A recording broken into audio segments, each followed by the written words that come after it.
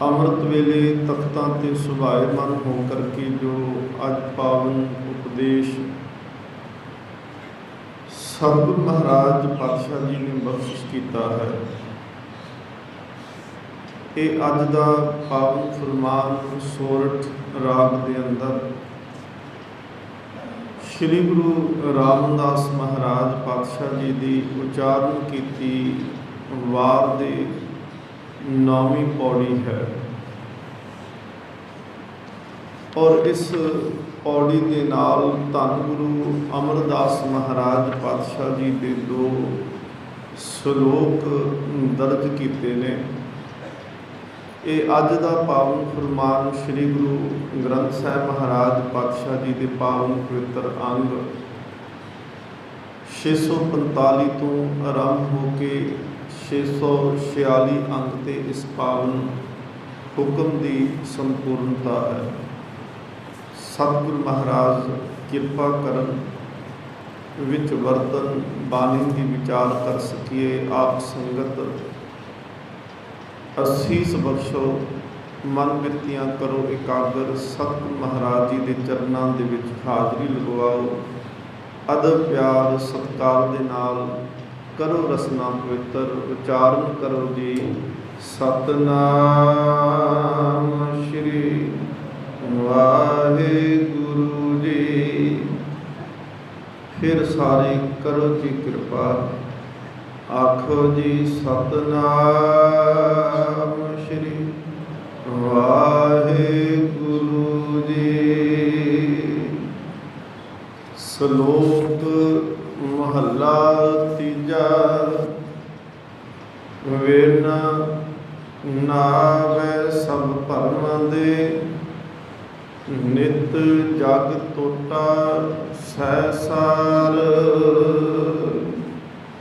ਸਤਿਗੁਰੂ ਕਿਰਪਾਲੂ ਗੁਰੂ ਅਮਰਦਾਸ ਮਹਾਰਾਜ ਜੀ ਕਿਰਪਾ ਕਰਦੇ ਨੇ।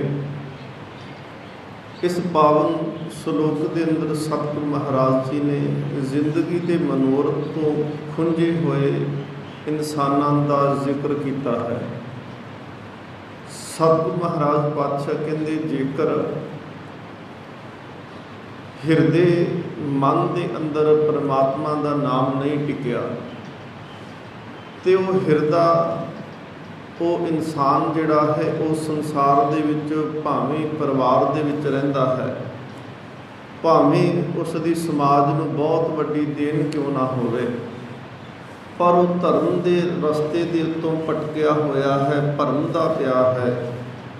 ਤੇ ਸਤਿਗੁਰੂ ਮਹਾਰਾਜ ਕਹਿੰਦੇ ਨੇ, ਅਜਿਹੇ ਇਨਸਾਨ ਜ਼ਿੰਦਗੀ ਦੇ ਵਿੱਚ ਲਾਹਾ ਨਹੀਂ, ਭਾਵ ਕਿ ਹਾਨੀ ਘਾਟੇ ਨੂੰ ਲੈ ਕੇ ਸੰਸਾਰ ਤੋਂ ਚਲੇ ਜਾਂਦੇ ਨੇ। ਸਤਿਗੁਰੂ ਮਹਾਰਾਜ ਪਾਤਸ਼ਾਹ ਜੀ ਦੇ ਪਾਵਨ ਬਚਨ ਨੇ। ਸਤਿਗੁਰੂ ਮਹਾਰਾਜ ਕਹਿੰਦੇ, ਪ੍ਰਾਨੀ ਤੂੰ ਆਇਆ ਲਾਹਾ ਲੈਣ, ਲੱਗਾ ਕਿਤ ਕੋ ਫਕੜੇ ਸਭ ਮੁਕਦੀ ਚੱਲੀ ਰਹਿਣ। ਸਤਿਗੁਰੂ ਮਹਾਰਾਜ ਕਹਿੰਦੇ ਨੇ, ਨਿਤ ਜਗ ਟੋਟਾ ਸੰਸਾਰ, ਨਿਤ ਹੀ ਇਸ ਜਗਤ ਦੇ ਵਿੱਚੋਂ ਭਟਕਦੇ, ਭਰਮ ਦੇ ਤੇ ਸੰਸਾਰ ਦੇ ਵਿੱਚੋਂ ਘਾਟਾ ਖਾ ਕੇ ਜਾ ਰਹੇ ਨੇ। ਹੁਣ ਘਾਟ ਕਿੱਥੇ ਪੈ ਰਹੀ ਹੈ? ਸਤਿਗੁਰੂ ਮਹਾਰਾਜ ਪਾਤਸ਼ਾਹ ਜੀ ਨੇ ਉਦਾਹਰਨਾਂ ਦਿੱਤੀਆਂ। ਵਿਦਵਾਨ ਕਈ ਉਦਾਹਰਨਾਂ ਇਸ ਨੂੰ ਦਿੰਦੇ ਨੇ, ਅਲੰਕਾਰ ਬਣਦੇ ਨੇ। ਕਹਿੰਦੇ ਜਿਵੇਂ ਦੇਖੋ, ਕਹਿੰਦੇ ਇੱਕ ਕਿਸਾਨ, ਉਹਦਾ ਨਦੀ ਦੇ ਕੰਢੇ 'ਤੇ ਖੇਤ ਹੈ ਔਰ ਉਸ ਖੇਤ ਦੇ ਵਿੱਚ ਉਹਨੇ ਬਾਜਰੇ ਦੀ ਜਿਹੜੀ ਫਸਲ ਬੀਜੀ ਹੋਈ ਹੈ। ਹੁਣ ਜਾਨਵਰ ਉਸ ਫਸਲ ਨੂੰ ਆ ਕੇ ਖਾਂਦੇ ਸੀ, ਪੰਛੀ ਚੁੰਝਾਂ ਮਾਰਦੇ ਸੀ, ਉਸਦੇ ਦਾਣੇ ਚੁੱਕ ਕੇ ਲੈ ਜਾਂਦੇ ਸੀ। ਉਹਨੇ ਇੱਕ ਉੱਚੀ ਜਿਹੀ ਜਗ੍ਹਾ ਬਣਾ ਲਈ ਤੇ ਕੁਝ ਮਿੱਟੀ ਦੇ ਗਲੇਲੇ ਉਹਨੇ ਵੱਟ ਕੇ ਰੱਖ ਲਏ ਤੇ ਉਹ ਗਲੇਲਿਆਂ ਨੂੰ ਆਪਣੇ ਗੁਲੇਲ ਦੇ ਵਿੱਚ ਪਾ ਕੇ ਤੇ ਪੰਛੀਆਂ ਵੱਲ ਚਲਾਉਂਦਾ ਹੈ। ਗੁਲੇਲੇ ਪੰਛੀ ਕਿਸੇ ਦੇ ਵੱਜਦਾ, ਕਿਸੇ ਦੇ ਨਹੀਂ, ਪੰਛੀ ਉੱਡਦੇ ਨੇ। ਤੇ ਉਹ ਗੁਲੇਲਾ ਜਦੋਂ ਚਲਾਉਂਦਾ ਹੈ ਤੇ ਉਹ ਗੁਲੇਲੇ ਜਾ ਕੇ ਪਾਣੀ ਦੇ ਵਿੱਚ ਡਿੱਗ ਪੈਂਦੇ ਨੇ। ਲਾਗੇ ਵਗਦੇ ਹੋਏ ਦਰਿਆ, ਨਦੀ ਦੇ ਵਿੱਚ ਡਿੱਗਦੇ ਆ। ਕਹਿੰਦੇ ਇੱਕ ਦਿਨ ਜਦੋਂ ਸਾਰੇ ਗਲੇਲੇ ਉਹਦੇ ਮੁੱਕਣ 'ਤੇ ਆ ਗਏ, ਥੋੜ੍ਹੇ ਜਿਹੇ ਰਹਿ ਗਏ 2-4, ਉਹਨੇ ਦੁਬਾਰਾ ਫਿਰ ਯਤਨ ਕੀਤਾ ਕਿ ਹੁਣ ਹੋਰ ਬਣਾ ਲੈਣੇ ਚਾਹੀਦੇ ਨੇ। ਮਿੱਟੀ ਪੁੱਟੀ, ਮਿੱਟੀ ਪੁੱਟਦਾ ਹੈ ਅਤੇ ਮਿੱਟੀ ਨੂੰ ਗਾਉਣ ਦੀ ਤਿਆਰੀ ਕਰਨ ਦਿਆ, ਅਤੇ ਜਦੋਂ ਮਿੱਟੀ ਪੁੱਟਦਿਆਂ ਥੱਲੇ ਇੱਕ ਘੜਾ ਨਿਕਲਦਾ ਹੈ। ਘੜੇ ਨੂੰ ਖੋਲ੍ਹਿਆ ਅਤੇ ਉਹ ਘੜਾ ਜਿਹੜਾ ਸੀ ਉਹ ਲਾਲਾਂ ਦਾ ਭਰਿਆ ਹੋਇਆ ਸੀ। ਉਹਨੇ ਉਹ ਘੜਾ ਬਾਹਰ ਕੱਢਿਆ, ਕਹਿੰਦਾ ਆਹ ਤਾਂ ਕੰਮ ਹੀ ਬੜਾ ਵਧੀਆ ਹੋ ਗਿਆ। ਮੈਂ ਪਹਿਲੋਂ ਗੁਲੇਲੇ ਵੱਟਣੇ ਸੀ, ਫਿਰ ਉਹਨਾਂ ਨੂੰ ਸੁਕਾਉਣਾ ਸੀ, ਆਹ ਤਾਂ ਮੈਨੂੰ ਬਣੇ ਬਣਾਏ ਹੀ ਮਿਲ ਗਏ। ਉਹਨੇ ਫਿਰ ਉਹ ਉੱਚੀ ਜਗ੍ਹਾ 'ਤੇ ਜਾ ਕੇ ਬੈਠਿਆ ਅਤੇ ਫਿਰ ਉਹ ਗੁਲੇਲੇ ਚਲਾਉਣੇ ਜਿਹੜੇ ਲਾਲ ਸੀ ਉਹ ਗੁਲੇਲੇ ਦੇ ਵਿੱਚ ਪਾ ਕੇ ਅਤੇ ਚਲਾਉਣੇ ਸ਼ੁਰੂ ਕਰ ਦਿੱਤੇ। ਚਲਾਉਂਦਿਆਂ ਜਦੋਂ ਅਗਲੇ ਦਿਨ ਉਹਦੀ ਘਰਵਾਲੀ ਪ੍ਰਸ਼ਾਦਾ ਲੈ ਕੇ ਆਈ ਉੱਥੇ, ਅਤੇ ਉਹਨੇ ਜਦੋਂ ਲਾਗੇ ਬੈਠੀ ਪ੍ਰਸ਼ਾਦਾ ਛਕਾਉਣ ਲੱਗੀ ਅਤੇ ਉਹਨੇ ਇੱਕ ਲਾਲ, ਇੱਕੋ ਹੀ ਗੁਲੇਲੇ ਦਾ ਲਾਲ ਉਹ ਬਚਿਆ ਸੀ, ਉਹਨੇ ਫੜਿਆ, ਦੇਖਿਆ, ਕਹਿੰਦੀ ਇਹ ਲਾਲ ਬੜਾ ਸੋਹਣਾ ਲੱਗਣ ਦਿਆ, ਮੋਤੀ ਇਹ ਕਿੱਥੋਂ ਲਿਆ? ਕਹਿੰਦਾ ਇਹ ਤਾਂ ਘੜਾ ਭਰਿਆ ਪਿਆ ਸੀ, ਮੈਂ ਤਾਂ ਹੁਣੇ ਚਲਾ ਕੇ ਹਟਿਆ। ਉਹ ਕਹਿੰਦੀ ਚੱਲ ਆ ਰਹਿਣ ਦੇ, ਮੈਂ ਇਹਨੂੰ ਘਰੇ ਲੈ ਜਾਂਦੀ, ਸੋਹਣਾ ਬੜਾ ਲੱਗਦਾ ਪਿਆ। ਉਹ ਗੁਲੇਲੇ ਦਾ ਉਹ ਲਾਲ ਜਿਹੜਾ ਸੀ ਉਹ ਚੁੱਕ ਕੇ ਘਰੇ ਲੈ ਗਈ। ਰਸਤੇ ਵਿੱਚ ਜਾਂਦਿਆਂ ਇੱਕ ਜ਼ੋਹਰੀ ਦੀ ਦੁਕਾਨ ਸੀ, ਉਹਨੇ ਜਾਂਦਿਆਂ ਸੋਚਿਆ ਚੱਲ ਮੈਂ ਪੁੱਛਦੀ ਹਾਂ ਕਿ ਇਹ ਹੈ ਕੀ ਅਸਲ ਦੇ ਵਿੱਚ। ਜਦੋਂ ਉਹਨੇ ਪੁੱਛਿਆ, ਉਹ ਲਾਲ ਉਹਨੂੰ ਜੋਹਰੀ ਨੂੰ ਦਿਖਾਇਆ, ਉਹਨੇ ਬੜੇ ਅਦਬ ਦੇ ਨਾਲ ਸੀਸ ਝੁਕਾਇਆ। ਉਹ ਕਹਿੰਦੀ ਇਸ ਦਾ ਮੁੱਲ ਕੀ? ਕਹਿੰਦਾ ਮੁੱਲ ਮੈਂ ਆਪਣਾ ਸ਼ੀਸ਼ ਮਹਿਲ ਅਤੇ ਆਪਣੇ ਘੋੜੇ ਤੁਹਾਨੂੰ ਜਿਹੜਾ ਹੈ ਉਹ ਇਹਦੇ ਬਦਲੇ ਦੇਣ ਨੂੰ ਤਿਆਰ ਹੈ। ਉਹਨੇ ਠੀਕ, ਉਹਨੇ ਸੌਦਾ ਕਰ ਲਿਆ, ਲਾਲ ਦੇ ਦਿੱਤਾ। ਜਦੋਂ ਪਰਤ ਕੇ ਉਹ ਸ਼ਾਮ ਨੂੰ ਘਰ ਵਾਲਾ ਉਹ ਜ਼ਿਮੀਂਦਾਰ ਵਾਪਸ ਆਇਆ ਅਤੇ ਉਹਨੇ ਦੇਖਿਆ ਕਿ ਹੁਣ ਉਹ ਘਰ ਦੀ ਥਾਂ 'ਤੇ ਉਹਨੇ ਸੁਨੇਹਾ ਭੇਜ ਦਿੱਤਾ, ਕਹਿੰਦੀ ਅੱਜ ਘਰੇ ਨਾ ਆਇਓ, ਅੱਜ ਫਲਾਣੇ ਸ਼ੀਸ਼ ਮਹਿਲ 'ਚ ਤੁਸੀਂ ਆ ਜਾਇਓ। ਜਦੋਂ ਗਿਆ ਉਹਨੇ ਪੁੱਛਿਆ ਇਹ ਕੀ ਮਾਜਰਾ? ਉਹ ਕਹਿੰਦੀ ਅਸਲ ਦੇ ਵਿੱਚ ਉਹ ਜਿਹੜੇ ਗੁਲੇਲੇ ਤੋਂ ਚਲਾਉਂਦਾ ਪਿਆ ਸੀ ਉਹ ਬੜੇ ਕੀਮਤੀ ਲਾਲ ਸੀ, ਅਤੇ ਕੀਮਤੀ ਲਾਲ ਹੋਣ ਕਰਕੇ ਕਹਿੰਦੀ ਉਹ ਇੱਕ ਜਿਹੜਾ ਮੈਂ ਵੇਚਿਆ ਉਹਦਾ ਮੁੱਲ ਇੰਨਾ ਪੈ ਗਿਆ। ਸ਼ਾਹੂਕਾਰ ਨੇ ਉਸ ਜੌਹਰੀ ਨੇ ਕਿਹਾ ਕਿ ਤੂੰ ਸ਼ੀਸ਼ ਮਹਿਲ 'ਤੇ ਆ ਮੇਰੇ ਘੋੜੇ ਲੈ ਜਾ। ਹੁਣ ਮਨ ਦੇ ਵਿੱਚ ਅਫਸੋਸ ਬੜਾ ਹੋਇਆ ਕਿ ਇਹ ਤਾਂ ਮੇਰੇ ਤੋਂ ਘੜੇ ਭਰੇ ਪਏ ਸੀ, ਅਤੇ ਜੇ ਮੈਂ ਚਾਹੁੰਦਾ ਮੈਂ ਤਾਂ ਬੜਾ ਅਮੀਰ ਦੁਨੀਆ ਦਾ ਬੰਦਾ ਬਣ ਜਾਣਾ ਸੀ। ਪਰ ਕਹਿੰਦੇ ਹੋਇਆ ਕਿ ਅਸਲ ਦੇ ਵਿੱਚ ਇੱਕ ਹੀ ਰਹਿ ਗਿਆ। ਹੁਣ ਸ਼ੀਸ਼ ਮਹਿਲ ਦੀਆਂ ਕੰਧਾਂ ਨੂੰ ਸਿਰ ਮਾਰਦਾ ਪਿਆ ਅਤੇ ਮਾਰ ਕੇ ਸਿਰ ਉਹਦੀ ਮੌਤ ਹੋ ਗਈ। ਕਹਿੰਦੇ ਅਸਲ ਦੇ ਵਿੱਚ ਇਨਸਾਨ ਦੀ ਕਹਾਣੀ ਵੀ ਇਸ ਤਰ੍ਹਾਂ ਦੀ ਜੀ। ਪਰਮਾਤਮਾ ਨੇ ਇਹਨੂੰ ਇੱਕ ਲਾਲਾਂ ਦਾ ਭਰਿਆ ਹੋਇਆ ਘੜਾ ਦਿੱਤਾ ਹੋਇਆ ਹੈ, ਉਹਨੂੰ ਅਸੀਂ ਕਹਿੰਦੇ ਹਾਂ ਸਵਾਸ। ਇੱਕ ਸਵਾਸ ਦਾ ਕਿਤੇ ਮੁੱਲ ਪਾਉਣ ਵਾਸਤੇ ਚਲੇ ਜਾਓ। ਅਸੀਂ ਕਈ ਵਾਰੀ ਚਲੋ ਕੋਈ ਮਰੀਜ਼ ਹੋ ਜਾਂਦਾ ਹੈ, ਕੋਈ ਬਿਮਾਰ ਹੋ ਜੇ, ਹੌਸਪੀਟਲਾਂ ਦੇ ਵਿੱਚ ਉਹਨੂੰ ਦਾਖਲ ਕਰਦੇ ਆ ਅਤੇ ਕਈ ਵਾਰੀ ਉਹਨੂੰ ਨਕਲੀ ਸਾਹ ਦੇਣਾ ਪੈਂਦਾ, ਆਕਸੀਜਨ ਲਾ ਦਿੰਦੇ ਨੇ, ਵੈਂਟੀਲੇਟਰ 'ਤੇ ਪਾਉਣਗੇ, ਆਕਸੀਜਨ ਲਾਉਣਗੇ, ਔਰ 1-2 ਰੱਖਣਗੇ ਅਤੇ ਲੱਖਾਂ ਰੁਪਏ ਉਸ ਨਕਲੀ ਸਾਹ ਦਾ ਮੁੱਲ ਲੈ ਲੈਂਦੇ ਨੇ। ਹਾਲਾਂਕਿ ਮਰਨ ਤੋਂ ਬਾਅਦ ਵਿੱਚ ਉਹ ਨਕਲੀ ਸਾਹ ਵੀ ਕਿਸੇ ਕੰਮ ਨਹੀਂ ਆਉਂਦੇ। ਪਰ ਜੇਕਰ ਉਹਨਾਂ ਨੂੰ ਕਹੋ ਕਿ ਮਰੇ ਹੋਏ ਬੰਦੇ ਦੇ ਅੰਦਰ ਬਸ 10-15 ਮਿੰਟ ਦੇ ਸਾਹ ਪਾ ਦਿਓ, ਉਹ ਹੱਥ ਖੜੇ ਕਰ ਦਿੰਦੇ ਨੇ, ਕਹਿੰਦੇ 10-15 ਮਿੰਟ ਕੀ, ਅਸੀਂ ਤਾਂ ਇੱਕ ਸਾਹ ਵੀ ਇਹਦੇ ਅੰਦਰ ਨਹੀਂ ਪਾ ਸਕਦੇ। ਸਤਿਗੁਰੂ ਮਹਾਰਾਜ ਪਾਤਸ਼ਾਹ ਕਹਿੰਦੇ ਨੇ ਇਹ ਮਨੁੱਖਾ ਸਰੀਰ ਅਮੋਲਕ ਹੈ। ਗੁਰੂ ਅਮਰਦਾਸ ਮਹਾਰਾਜ ਜੀ ਦੇ ਅਸੀਂ ਬਚਨ ਪੜ੍ਹਦੇ ਹਾਂ, ਮਾਨੁਖ ਸਤਿਗੁਰੂ ਮਹਾਰਾਜ ਕਹਿੰਦੇ ਨੇ ਕਿ ਇਹ ਸਰੀਰ ਹਰ ਆਪ ਅਮੋਲਕ ਹੈ, ਮੁੱਲ ਨਾ ਪਾਇਆ ਜਾਏ। ਪਰਮਾਤਮਾ ਅਮੋਲਕ ਹੈ। ਦੂਸਰਾ ਸਤਿਗੁਰੂ ਮਹਾਰਾਜ ਜੀ ਦੀ ਬਾਣੀ 'ਚ ਭਗਤ ਸਾਹਿਬ ਜੀ ਦੇ ਬਚਨ ਨੇ, ਕਹਿੰਦੇ ਦੁਰਲੱਭ ਜਨਮ ਪੁੰਨ ਫਲ ਪਾਇਓ, ਬਿਰਥਾ ਜਾਤ ਅਬਵੇਗੀ। ਦੁਰਲੱਭ ਜਿਹੜਾ ਲੱਭਦਾ ਹੀ ਨਹੀਂ। ਸਤਿਗੁਰੂ ਮਹਾਰਾਜ ਪਾਤਸ਼ਾਹ ਕਹਿੰਦੇ ਨੇ ਇਹ ਮਨੁੱਖਾ ਸਰੀਰ ਬੜਾ ਕੀਮਤੀ ਸੀ। ਹੁਣ ਦੇਖੋ ਉਹਦੇ ਕੋਲ ਸਾਨੂੰ ਮਨੁੱਖਾ ਸਰੀਰ ਦਾ ਘੜਾ ਮਿਲ ਗਿਆ, ਲਾਲਾਂ ਦਾ ਭਰਿਆ ਹੋਇਆ। ਜਿਹੜਾ ਖੇਤ ਸੀ ਉਹ ਸਾਡਾ ਇਹ ਪਰਿਵਾਰ, ਜਿਹੜੇ ਆ ਕੇ ਉਹ ਪੰਛੀ ਚੁੰਝਾਂ ਮਾਰ ਕੇ ਉਸ ਖੇਤ ਨੂੰ ਉਜਾੜਦੇ ਪਏ ਸੀ, ਉਹਨੇ 5 ਕਾਮ, ਕ੍ਰੋਧ, ਲੋਭ, ਮੋਹ ਤੇ ਹੰਕਾਰ, ਅਤੇ ਬੰਦਾ ਪਰਿਵਾਰ ਦੇ ਵਿੱਚ ਬੈਠਾ ਹੋਇਆ ਬਸ ਪਰਿਵਾਰ ਦੀ ਰਾਖੀ ਵਾਸਤੇ ਸਾਰੇ ਜੀਵਨ ਦੇ ਅਮੋਲਕ ਲਾਲ ਗੁਲੇਲੇ 'ਚ ਪਾ ਕੇ ਚਲਾਈ ਜਾਂਦਾ ਜੇ। ਸਤਿਗੁਰੂ ਮਹਾਰਾਜ ਕਹਿੰਦੇ ਇਹ ਤਾਂ ਹਾਲਤ ਉਸ ਤਰ੍ਹਾਂ ਦੀ ਜਿਵੇਂ ਇੱਕ ਲੋਹਾਰ ਲੱਕੜਾਂ ਕੱਟ ਕੇ, ਅਤੇ ਉਹਦਾ ਕੰਮ ਸੀ ਲੱਕੜਾਂ ਕੱਟਣਾ, ਅਤੇ ਕੱਟ ਕੇ ਲੱਕੜਾਂ ਨੂੰ ਅਤੇ ਕੋਲੇ ਬਣਾ ਕੇ ਅਤੇ ਵੇਚ ਦਿਆ ਕਰਨੇ। ਰਾਜਾ ਸ਼ਿਕਾਰ ਖੇਡਣ ਵਾਸਤੇ ਚਲੇ ਗਿਆ, ਅਤੇ ਖੇਡਦਿਆਂ ਸ਼ਿਕਾਰ ਕਿਤੇ ਨਿਕਲ ਗਿਆ ਦੂਰ।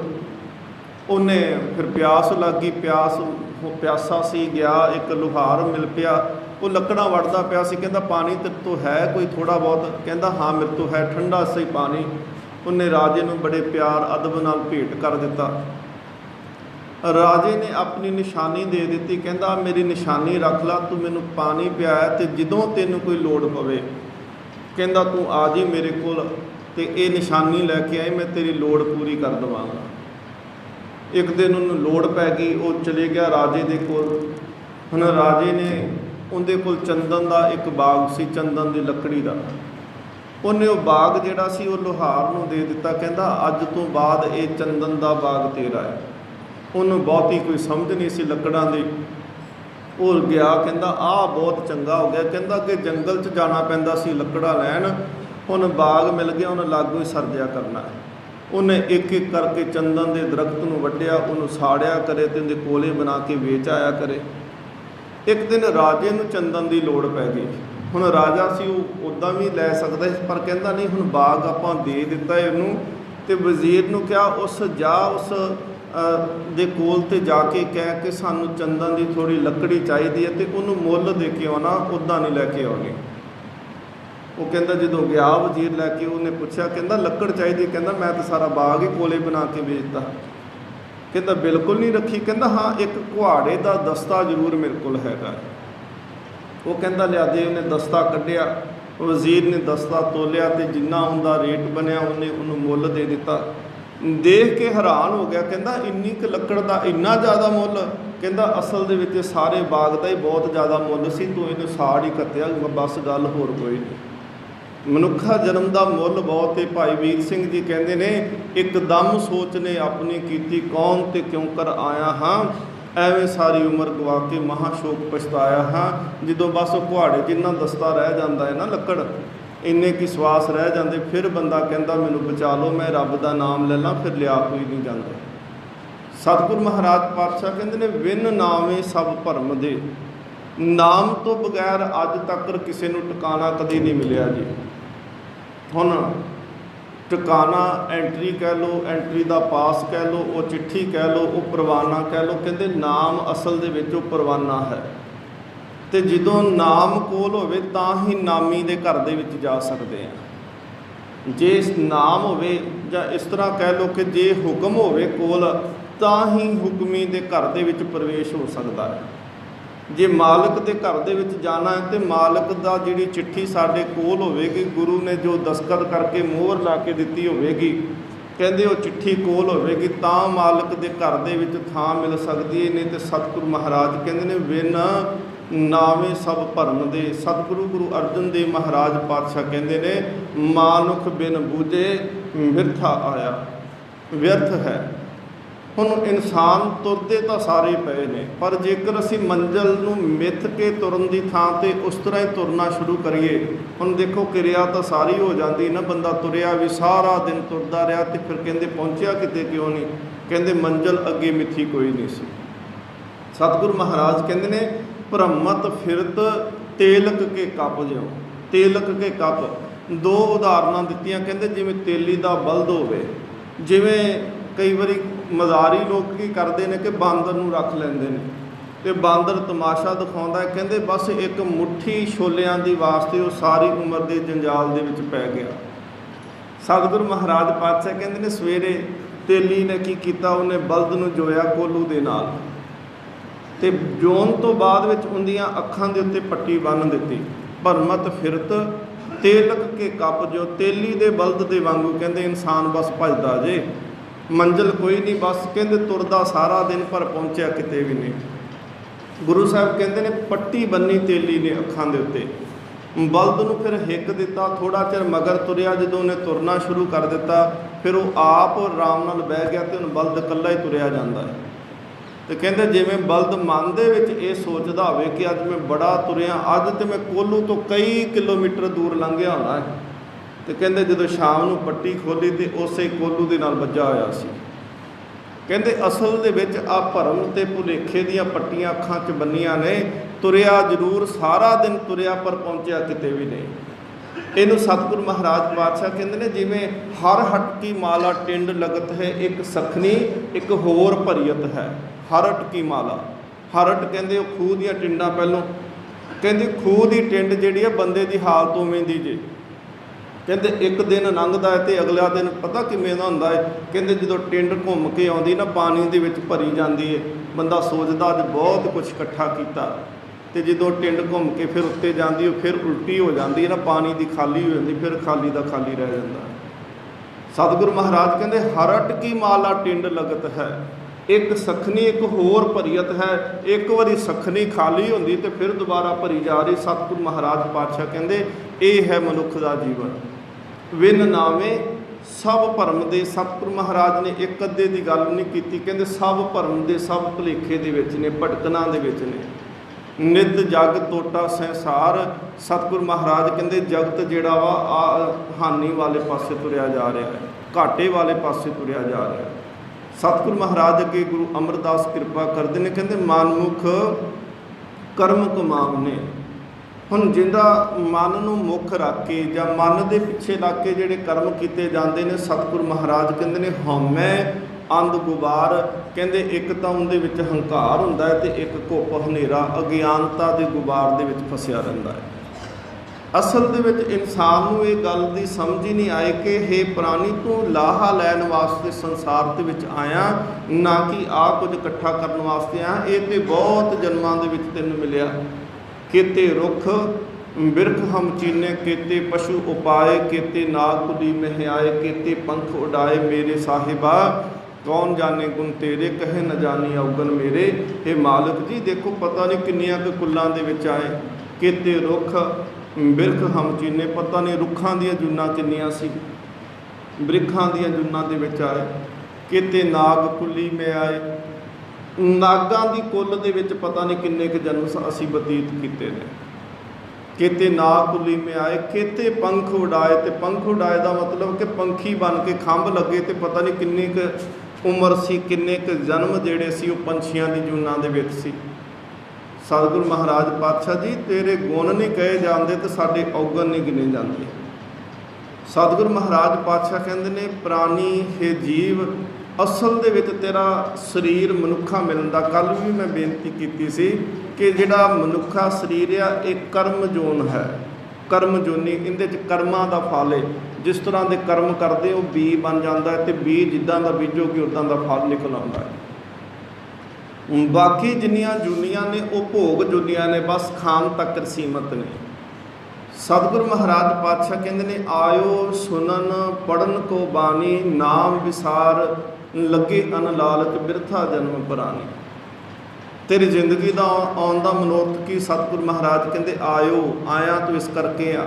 ਅਸੀਂ ਰੋਜ਼ ਹੀ ਪੜ੍ਹਦੇ ਆ ਨਾ, ਹੋ ਆਇਆ ਦੂਰੋਂ ਚੱਲ ਕੇ। ਕਿੱਥੋਂ ਦੂਰੋਂ ਤੁਰ ਕੇ ਆਏ ਅਸੀਂ? ਕਿਤੇ ਇੱਥੋਂ ਹੀ ਤੁਰ ਕੇ ਆਏ, ਕੋਈ ਚੜ੍ਹਦੀ ਪੱਤੀ ਤੋਂ, ਕੋਈ ਲਹਿੰਦੀ ਪੱਤੀ ਤੋਂ, ਕੋਈ ਲਾਗੇ ਪਿੰਡ ਤੋਂ ਆ ਗਿਆ ਹੋਏਗਾ। ਇਹ ਕੋਈ ਦੂਰੀ ਨਹੀਂ ਆ। ਅਸਲ ਦੇ ਵਿੱਚ ਹੋ ਆਇਆ ਦੂਰੋਂ ਚੱਲ ਕੇ। ਦੂਰ ਉਹ ਆ ਜਿਹਨੂੰ ਕਹਿੰਦੇ ਆ 84 ਲੱਖ ਜੂਨਾਂ ਦਾ ਸਫ਼ਰ।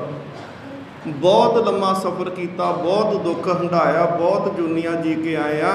ਹੋ ਆਇਆ ਦੂਰੋਂ ਚੱਲ ਕੇ, ਮੈਂ ਤੱਕੀ ਤੋ ਸ਼ਰਨਾਏ ਜਿਓ, ਮੈਂ ਆਸਾ ਰੱਖੀ ਚਿੱਤ ਮੈਂ, ਮੇਰਾ ਸਭੋ ਦੁੱਖ ਗਵਾਏ ਜਿਓ। ਹੁਣ ਅਸੀਂ ਤਾਂ ਕਹਾਂਗੇ ਚੰਗੇ ਭਲੇ ਆ, ਸਾਨੂੰ ਤਾਂ ਕੋਈ ਦੁੱਖ ਨਹੀਂ, ਨਾ ਸਰੀਰ ਦਾ ਦੁੱਖ, ਨਾ ਪਰਿਵਾਰ ਕਰਕੇ ਦੁੱਖ, ਪੈਸਾ ਵੀ ਆ, ਕੋਠੀਆਂ ਨੇ, ਕਾਰਾਂ ਨੇ, ਸੁਖੀ ਰਹਿੰਦੇ ਆ, ਤੇ ਫਿਰ ਕਿਹੜਾ ਦੁੱਖ ਗਵਾਉਣ ਵਾਸਤੇ ਅਸੀਂ ਗੁਰੂ ਤੋਂ ਆਉਂਦੇ ਪਏ ਆ। ਸਤਿਗੁਰੂ ਮਹਾਰਾਜ ਪਾਤਸ਼ਾਹ ਕਹਿੰਦੇ ਆਹ ਦੁੱਖ ਦੇ। ਸਤਿਗੁਰੂ ਮਹਾਰਾਜ ਕਹਿੰਦੇ ਨੇ ਇੱਕ ਦੁੱਖ ਰਾਮ ਰਾਏ, ਕਾਟੋ ਮੇਰਾ ਅਗਨ ਦਹੇ ਅਰ ਗਰਭ ਬਸੇਰਾ। ਬਾਰ-ਬਾਰ ਜਦੋਂ ਸਾੜਦੇ ਆ ਨਾ, ਕਹਿੰਦੇ ਇੱਕ ਆਹ ਦੁੱਖ ਤੇ ਇੱਕ ਮਾਂ ਦੇ ਕੁੱਖ ਦਾ ਜਿਹੜਾ ਦੁੱਖ ਹੈ, ਕੁੱਖ ਦੀ ਅੱਗ ਦੇ ਵਿੱਚ ਸੜਨਾ, ਇਹ ਦੁੱਖ। ਇੱਕ ਦੁੱਖ ਰਾਮ ਰਾਏ ਕਾਟੋ ਮੇਰਾ, ਅਗਨ ਦਹੇ ਔਰ ਗਰਭ ਵਸੇਰਾ, ਬਾਰ-ਬਾਰ ਦਾ ਸੜਨਾ। ਜੇ ਮਰਾਂਗੇ ਤੇ ਸਾੜਨਾ ਵੀ ਪੈਣਾ ਹੈ, ਰੱਖਿਆ ਤੇ ਜਾਣਾ ਨਹੀਂ, ਤੇ ਜੇ ਸੜਾਂਗੇ ਤੇ ਅਗਲਾ ਜਨਮ ਹੋ ਗਿਆ, ਫਿਰ ਗਰਭ ਦੇ ਵਿੱਚ ਵਸੇਰਾ।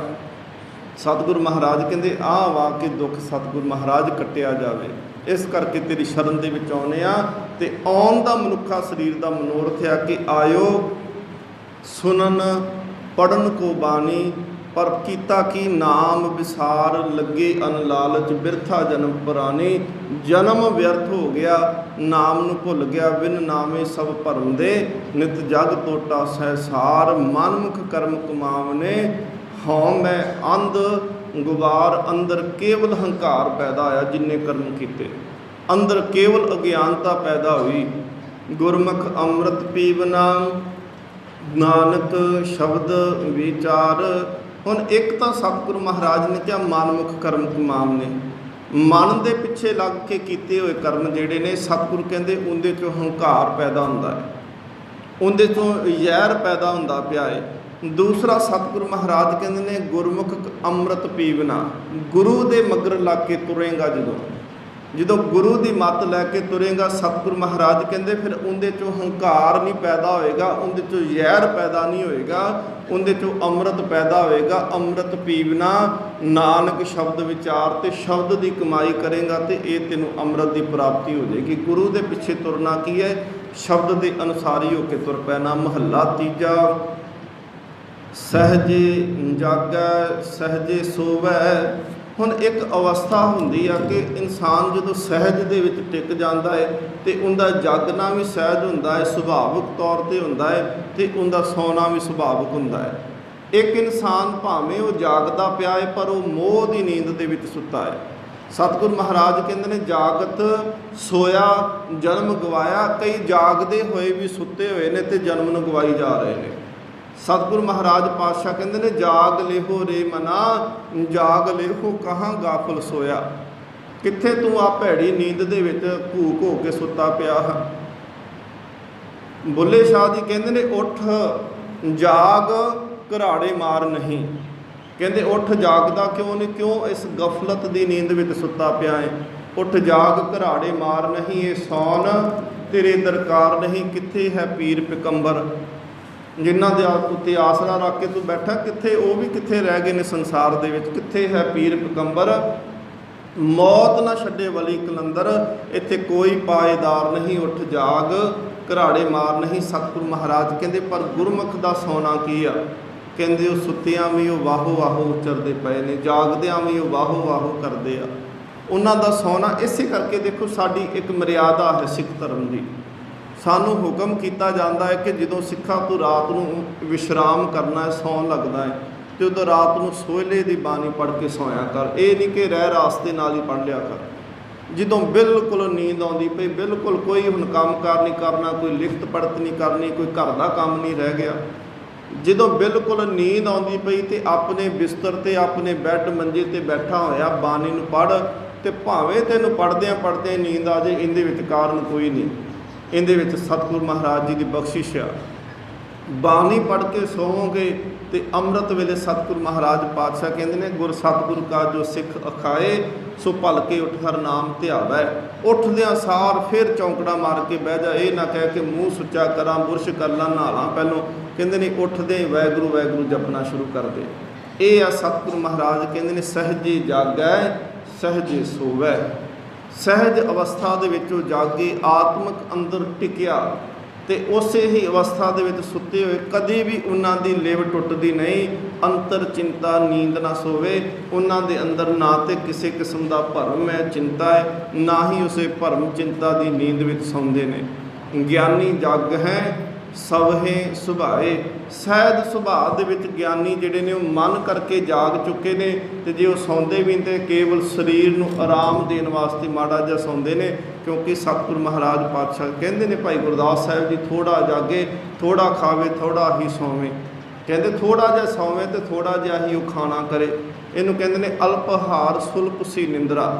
ਸਤਿਗੁਰੂ ਮਹਾਰਾਜ ਕਹਿੰਦੇ ਨੇ ਨਾਨਕ ਨਾਮ ਰਤਿਆਂ ਵੱਲ ਜਾਓ। ਜਿਨ੍ਹਾਂ ਦੀ ਐਸੀ ਅਵਸਥਾ ਹੈ, ਨਾਮ ਦੇ ਵਿੱਚ ਮਨ ਰੰਗਿਆ ਹੋਇਆ ਹੈ, ਜਿਹੜੇ ਸਹਿਜ ਦੇ ਵਿੱਚ ਜਾਗੇ, ਸਹਿਜ ਦੇ ਵਿੱਚ ਸੁੱਤੇ, ਸਹਿਜ ਦੇ ਵਿੱਚ ਟਿਕੇ ਰਹੇ। ਸਤਿਗੁਰੂ ਮਹਾਰਾਜ ਪਾਤਸ਼ਾਹ ਕਹਿੰਦੇ ਜਿਨ੍ਹਾਂ ਨੇ ਸ਼ਬਦ ਦੀ ਕਮਾਈ ਕਰਕੇ ਅੰਮ੍ਰਿਤ ਪੀਤਾ, ਨਾਨਕ ਨਾਮ ਰਤਿਆਂ ਵੱਲ ਜਾਓ। ਉਹਨਾਂ ਰੱਤੇ ਹੋਇਆਂ ਦੇ ਉੱਤੋਂ ਸਤਿਗੁਰੂ ਮਹਾਰਾਜ ਕਹਿੰਦੇ ਆ ਕਿ ਮੈਂ ਕੁਰਬਾਨ ਸਦਕੇ ਵਾਰਨੇ ਜਾਣਾ ਹਾਂ। ਅੱਗੇ ਹੈ ਪੌੜੀ।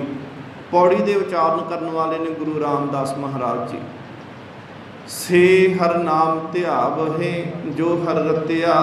ਅਸਲ ਦੇ ਵਿੱਚ ਸਤਿਗੁਰੂ ਮਹਾਰਾਜ ਗੁਰੂ ਰਾਮਦਾਸ ਕਹਿੰਦੇ ਨੇ ਕਿ ਨਾਮ ਉਹ ਜਪਦਾ ਪਿਆ ਹੈ ਜਿੰਦਾ ਅੰਦਰ ਰੰਗਿਆ ਗਿਆ ਹੈ। ਗੁਰੂ ਗੋਬਿੰਦ ਸਿੰਘ ਮਹਾਰਾਜ ਪਾਤਸ਼ਾਹ ਕਹਿੰਦੇ ਨੇ ਏਕ ਰੱਤੀ ਬਿਨ ਏਕ ਰੱਤੀ ਕੇ। ਜੇ ਮਨ ਪਰਮਾਤਮਾ ਦੇ ਪਿਆਰ ਦੇ ਵਿੱਚ ਨਹੀਂ ਰੰਗਿਆ ਗਿਆ ਤਾਂ ਸਤਿਗੁਰੂ ਕਹਿੰਦੇ ਨੇ ਤੂੰ ਰੱਤੀ ਜਿੰਨਾ ਵੀ ਨਹੀਂ ਆ। ਏਕ ਰੱਤੀ ਬਿਨ ਏਕ ਰੱਤੀ ਕੇ। सतगुरु कहते ने से हर नाम ध्यावे, ਉਹ ਨਾਮ ਧਿਆਉਂਦੇ ਨੇ। ਸੇ ਦਾ ਮਤਲਬ ਕਿ ਉਹ ਨਾਮ ਧਿਆਉਂਦੇ ਪਏ ਨੇ, ਉਹ ਜਪਦੇ ਨੇ ਜੋ ਹਰ ਰਤਿਆ, ਜਿਹੜੇ ਰੱਬ ਦੇ ਪ੍ਰੇਮ ਰੰਗ ਦੇ ਵਿੱਚ ਰੰਗੇ ਹੋਏ ਨੇ। ਹਰ ਇੱਕ ਧਿਆਵੈ, ਇੱਕ ਹਰ ਇੱਕ, ਉਹ ਪਰਮਾਤਮਾ ਇੱਕ ਹੈ। ਧਿਆਵੇ ਇੱਕ, ਉਸ ਇੱਕ ਨੂੰ ਜਪਦੇ ਹੋਣ, ਇੱਕੋ ਹਰ ਸਤਿਆ। ਤੇ ਉਹਨਾਂ ਦੇ ਮਨ ਦੇ ਵਿੱਚ ਇੱਕੋ ਪਰਮਾਤਮਾ ਦੇ ਵਾਸਤੇ ਹੀ, ਹਰੀ ਦੇ ਵਾਸਤੇ ਹੀ ਸਤਿਗੁਰੂ ਮਹਾਰਾਜ ਕਹਿੰਦੇ ਸਤ ਦੇ ਵਾਸਤੇ ਹੀ ਥਾਂ ਹੋਵੇ। ਜਿੱਦਾਂ ਗੁਰੂ ਅਮਰਦਾਸ ਮਹਾਰਾਜ ਜੀ ਦੇ ਪ੍ਰਥਾਏ ਭੱਟ ਸਾਹਿਬਾਨ ਲਿਖਦੇ ਨੇ, ਕਹਿੰਦੇ ਤੈ ਪੜਿਓ ਇੱਕ, ਮਨ ਧਰਿਓ ਇੱਕ, ਕਰ ਇੱਕ ਪਛਾਣਿਓ, ਨੈਣ ਬੈਨ ਮੋਹ ਇੱਕ, ਇੱਕ ਦੋਹੋਂ ਠਾਂਵ ਨਾ ਜਾਣਿਓ। ਸੁਪਨ ਇੱਕ, ਪ੍ਰਤੱਖ ਇੱਕ, ਇੱਕ ਸਮੈ ਲੀਨੋ, 30 ਇੱਕ ਕਰ ਪੰਜ ਸਿੱਧ, 35 ਨਾ ਖੀਨੋ, ਇੱਕੋ ਜੇ ਲੱਖ ਲੱਖੋਂ ਅਲੱਖ ਹੈ, ਇੱਕ ਇੱਕ ਕਰ ਵਰਨਿਓ। ਗੁਰੂ ਅਮਰਦਾਸ ਜਾਲ ਭਨੇ, ਤੂੰ ਇੱਕ ਲੋੜੈ ਇੱਕ ਮੰਨਿਓ। ਤੂੰ ਜਪਿਆ ਇੱਕ ਨੂੰ, ਤੂੰ ਧਿਆਇਆ ਇੱਕ ਨੂੰ, ਤੂੰ ਸੇਵਾ ਇੱਕ ਦੀ ਕੀਤੀ, ਇੱਕ ਨੂੰ ਮਨ ਦੇ ਵਿੱਚ ਵਸਾਇਆ, ਤੇ ਇੰਨਾ ਕੁ ਤੂੰ ਇੱਕ ਨੂੰ ਜਪਿਆ ਕਿ ਇੱਕ ਦਾ ਹੀ ਰੂਪ ਹੋ ਗਿਆ। ਗੁਰੂ ਅਮਰਦਾਸ ਮਹਾਰਾਜ, ਗੁਰੂ ਅੰਗਦ ਦੇਵ ਮਹਾਰਾਜ ਇੱਕ ਨੂੰ ਜਪਿਆ, ਗੁਰੂ ਅੰਗਦ ਦੇਵ ਮਹਾਰਾਜ ਇੱਕ ਦੀ ਹੀ ਸੇਵਾ ਕੀਤੀ, ਗੁਰੂ ਅੰਗਦ ਦੇਵ ਮਹਾਰਾਜ ਇੱਕ ਨੂੰ ਹੀ ਮਨ ਦੇ ਵਿੱਚ ਵਸਾਇਆ, ਇੰਨਾ ਇੱਕ ਨੂੰ ਭਜਿਆ ਕਿ ਇੱਕ ਦਾ ਹੀ ਰੂਪ ਹੋ ਗਏ। ਕਿ ਤੀਸਰੇ ਪਾਤਸ਼ਾਹ ਗੁਰੂ ਅਮਰਦਾਸ ਮਹਾਰਾਜ ਬਣ ਗਏ। ਸਤਿਗੁਰੂ ਮਹਾਰਾਜ ਪਾਤਸ਼ਾਹ ਕਹਿੰਦੇ ਹਰ ਇੱਕ ਧਿਆਵਹਿ ਇੱਕ, ਇੱਕੋ ਹਰ ਸਤਿਆ, ਹਰ ਇੱਕੋ ਵਰਤੇ, ਹਰ ਇੱਕੋ ਵਰਤੇ ਇੱਕ, ਇੱਕੋ ਉਤਪੱਤਿਆ। ਕਹਿੰਦੇ ਉਹ ਹਰੀ ਪਰਮਾਤਮਾ ਇੱਕ ਹੀ ਆ, ਉਹਦੇ ਤੋਂ ਬਗੈਰ ਦੂਸਰਾ ਕੋਈ ਨਹੀਂ। ਇਸੇ ਕਰਕੇ ਗੁਰੂ ਨਾਨਕ ਕਹਿੰਦੇ ਨੇ ਇੱਕ ਓੰਕਾਰ। ਉਸ ਤੋਂ ਬਾਅਦ ਵਿੱਚ ਸਤਿਗੁਰੂ ਕਹਿੰਦੇ ਨੇ ਵਰਤਿਆ ਇੱਕ, ਉਹ ਵਰਤਦਾ ਸੰਸਾਰ ਦੇ ਰੂਪ ਦੇ ਵਿੱਚ, ਜਿਹਨੂੰ ਕਹਿੰਦੇ ਆ ਕਰਤਾ ਪੁਰਖ ਹੋ ਕੇ ਵਰਤਦਾ ਪਿਆ ਹੈ। ਇੱਕੋ ਉਤਪੱਤਿਆ, ਕਹਿੰਦੇ ਜਗ ਪੈਦਾ ਵੀ ਇੱਕ ਤੋਂ ਹੁੰਦਾ ਪਿਆ ਹੈ ਤੇ ਨਾਸ਼ ਵੀ ਇੱਕੋ ਦੇ ਕਰਕੇ ਹੋ ਰਿਹਾ ਹੈ। ਦੂਸਰਾ ਉਹਨੂੰ ਬਣਾਉਣ ਤੇ ਢਾਉਣ ਵਾਲਾ ਕੋਈ ਨਹੀਂ। ਸਤਿਗੁਰੂ ਮਹਾਰਾਜ ਕਹਿੰਦੇ ਇੱਕੋ ਉਤਪੱਤਿਆ, ਇੱਕੋ ਤੋਂ ਪੈਦਾ ਤੇ ਇੱਕੋ ਤੋਂ ਫਿਰ ਉਤਪਤੀ।